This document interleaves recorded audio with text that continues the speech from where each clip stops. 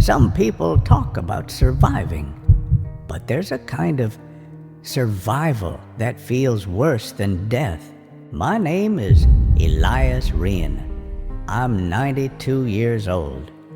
20 years ago, I stood on the 72nd floor of the North Tower, holding my wife's hand as the world ended around us. Claire, my wife, worked in that building. My daughter Ava had surprised us that morning, brought breakfast. I met them both just after 8:30. We laughed in the break room. Ava teased me about my terrible coffee choice. And then the walls shook, lights blew out. A sound like the sky ripping open roared through the building. Smoke came flooding in, thick and black, choking out the sun. Floors above us began to crumble. People screamed names into the void, but the only name I could scream was Claire's. We tried to find a way out, but the stairwells had collapsed. Heat pressed down on us like a living thing. You could smell burning flesh in the air, and when the second plane hit, I felt the building tilt. I felt death coming. Claire looked at me. She kissed me, and she said, "You have to go." I told her I wasn't leaving. I would never leave, but she pushed me. She screamed at me. She shoved me toward a shattered window.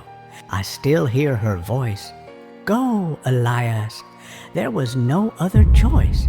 Stay and burn, or jump and maybe live. I held her hand one last time, and then I jumped. I fell through fire and ash, landing against twisted steel and scaffolding. Bones shattered, blood poured. I woke up 3 days later in a hospital bed, surrounded by silence. No Claire, no avenue, no family, no music, just me. Just a man who lived when he should have died.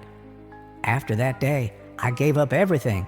I gave up my home, my career, my name.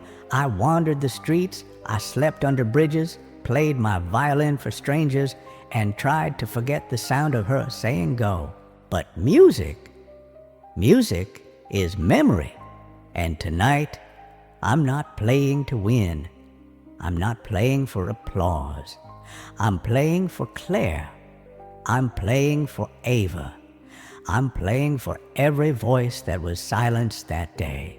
This violin holds the song I never got to play for them, and tonight they'll finally hear it. Good luck.